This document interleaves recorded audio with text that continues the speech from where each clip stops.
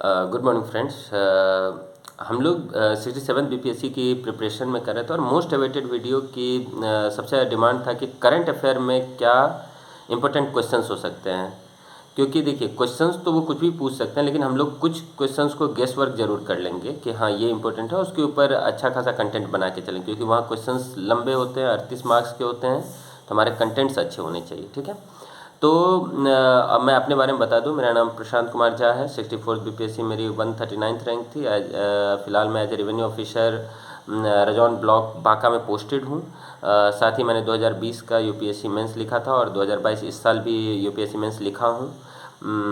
तो इसी क्रम में मैं जिसमें कि 67 का बता रहा था, उसमें कुछ इंपॉर्टेंट चीज़ें लिख लीजिए। दो भागों में मैं उसे डिवाइड कर दूंगा कि जो इंटरनेशनल इम्पोर्टेंस का है, एक नेशनल इम्पोर्टेंस का, और मैंने कवर किया है क्योंकि आपका एग्जामिनेशन जो भी नवंबर दिसंबर में रहेगा तो एक साल का मैंने कवर किया है। क्योंकि जो ट्रेंड दिखा है मुझे कि करंट के वो लोग बहुत ज़्यादा पीछे इस बार नहीं गए थे पीटी में, तो मेंस को भी उस हिसाब से मैं लेके चल रहा हूँ।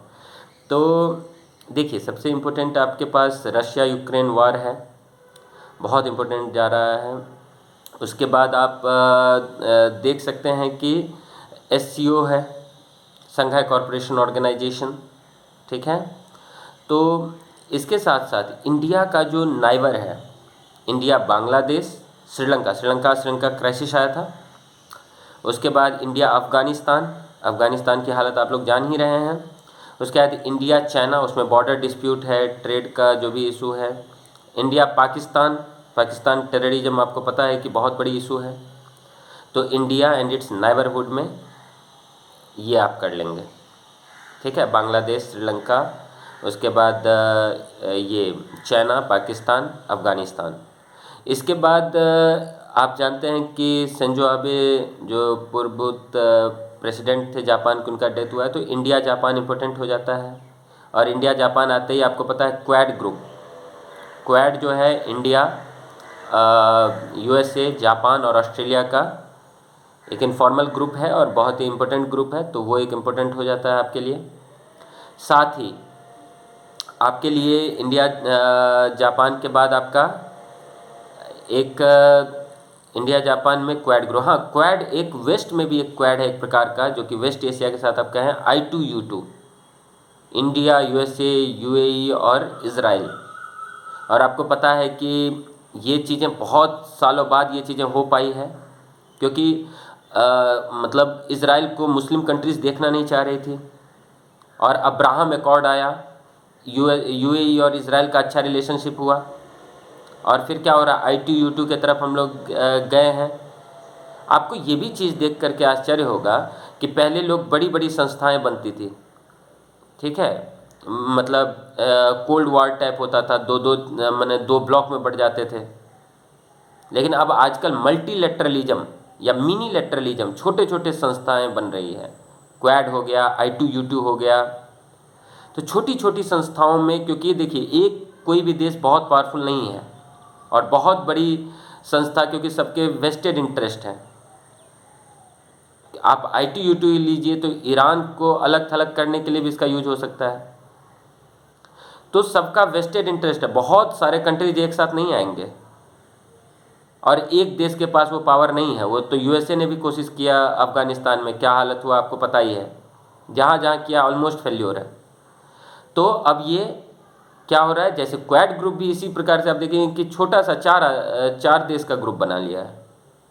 ठीक है, तो ये सब अब जो है सो मल्टीलेटरलिज्म या मिनी लेटरलिज्म, छोटे छोटे ये जो है बायलैटरल रिलेशन में तो हमने बता ही दिया है कि इंडिया एंड इट्स नाइबरहुड के साथ इंडिया जापान हो गया। इंडिया यूएस भी एक इम्पोर्टेंट आ जाता है, उसमें 2+2 डायलॉग है। ठीक है, साथ साथ आप देखिए कि इसमें कुछ इम्पोर्टेंट आपका आ जाएगा कुछ समिट्स वगैरह, जिसमें कि हमने एससीओ का नाम लिया था, G7 हो गया, G20 हो गया, WTO का ट्रिप्स वाला जो इशू है। ठीक है, बिहार में बहुत फेवरेट है इसका बिम्स्टेक और सार्क, बार बार वो लोग पूछते रहते हैं। तो ये थोड़ा बहुत आप लोग कर लेंगे। बायलैटरल में इंडिया एंड इट्स नाइबरहुड, साथ में जो भी आपका ये है इंडिया और एक्सटेंडेड नाइबरहुड में भी आप देख लेंगे। ठीक है, थोड़ा बहुत सेंट्रल एशिया देख सकते हैं, लेकिन अभी बहुत ज़्यादा इंपॉर्टेंस नहीं है, वैसे देख सकते हैं सेंट्रल एशिया। और इसके साथ साथ मैं कहूँगा कि कुछ जैसे अभी देख रहे होंगे कि रोज़ एडिटोरियल आ रहा है, ग्लोबल हंगर इंडेक्स, ठीक है, खराब परफॉर्मेंस रहा। HDI human development index, SDG index, तो इस टाइप के कुछ इंडेक्सेस को देखेंगे। साथ ही इंडिया में कुछ इवेंट्स हुए हैं जो बहुत इम्पोर्टेंट है, ठीक है।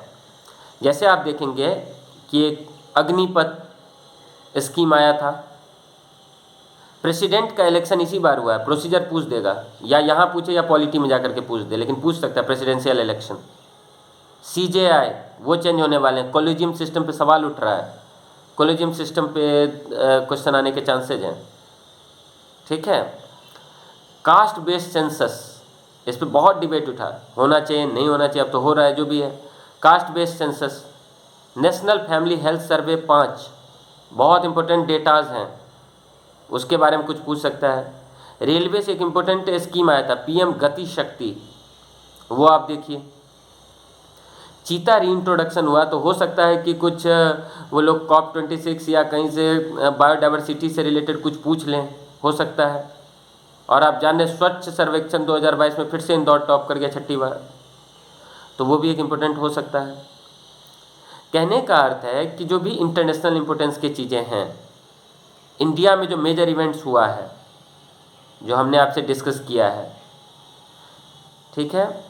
इसके साथ साथ आप जो है अगर और पीछे जाना चाहेंगे तो जा सकते हैं, लेकिन मुझे लग रहा है कि ज़्यादा पीछे जाने की ज़रूरत नहीं है, क्योंकि रिजर्वेशन इन प्रमोशन वगैरह कुछ टॉपिक्स पॉलिटी में आ सकता है, या EWS रिजर्वेशन पे भी सवाल उठ रहा है, ये चीज़ें आ सकती है। लेकिन हम लोग अगर लिमिटेड रखें तो ये कुछ टॉपिक्स हैं जो कि इस साल जो डिबेट में रहा था, जो मैंने आइडेंटिफाई कर पाया है। हो सकता है कुछ चीज़ें छूट जाएँ, कुछ चीज़ें तो उसको मैं फिर से नेक्स्ट वीडियो में डाल दूंगा, क्योंकि इतना मैंने आज आइडेंटिफाई किया बैठ करके, ये चीज़ें डिबेट में रही है, ये चीज़ें मुद्दे में रही है, ठीक है। और इस सब के ऊपर आप लोग नोट्स बनाएंगे, प्रॉपर नोट्स बनाइए, और हर डायमेंशन को कवर कीजिएगा। ऐसा नहीं कि एक ही डायमेंशन को कवर कर रहे हैं, हर डायमेंशन को कवर कीजिएगा। जानते ही आपकी इंटरनेशनल रिलेशनशिप लिखने जाइएगा तो आपको पता है कि ट्रेड से लेकर के, टेररिज्म से लेकर के, डिफेंस से लेकर के, जियो स्ट्रेटजिक इम्पोर्टेंस से लेकर के, डायस्पोरा, वहाँ जो लोग रह रहे हैं वहाँ से लेकर के हर डायमेंशन को कवर कीजिएगा। ऐसा ना हो कि एक ही डायमेंशन पे, ठीक है, इंटरनेशनल रिलेशनशिप पे अलग से कुछ करेंगे कि क्या क्या डायमेंशन में कवर करना चाहिए, क्या बातें करनी चाहिए, लेकिन फॉर द टाइम बिंग आप लोग सब लोग इसके जो भी मैंने टॉपिक्स बताए हैं उसके ऊपर एक नोट्स टाइप का तैयार कर लेंगे, ठीक है। बस ब्रीफली मैं बता दूं, एक बार समरी कर दूं, तो वहीं हमारा SCO, India, Bangladesh, I2, U2, Sri Lanka, G7, G20, WTO TRIPS, India Afghanistan, Indo US जो कि 2+2 डायलॉग वाला इंपॉर्टेंट है, India Japan, Russia Ukraine, Quad group, China, BIMSTEC, SAARC, global hunger index, human development index, SDG index, Agnipath, presidential election, caste based census, national family health survey 5, PM गति शक्ति, collegium system, चीता reintroduction, स्वच्छ सर्वेक्षण, COP26, reservation. तो ये सब कुछ important topics जो मैंने आइडेंटिफाई किया है, और होपफुली ये आप लोग के काम आए। अच्छा नोट्स बनाइए, बड़े क्वेश्चंस हैं तो अच्छे आंसर्स आने चाहिए, क्योंकि आपको अलग दूसरों से अलग यही करेगा कि आपके कंटेंट्स कितने अच्छे हैं। मैंने जो भी प्रीवियस वीडियोस बनाए हैं, आप पॉलिटी पूरी वीडियोस देखिए, उसमें मैंने किस तरीके से मैंने कैसे एक्ट्स और कैसे हमने जजमेंट्स को यूज़ किया है, उसको कम्प्लीटली देखिए, तो बहुत ज़्यादा आपके वो खुलेंगे कि हाँ बहुत अच्छा उसने किया है। साइंस टेक्नोलॉजी पे मैंने अलग से बनाया ही है वीडियो, होगा तो मैं डिस्क्रिप्शन में सबका लिंक भी डाल देता हूँ।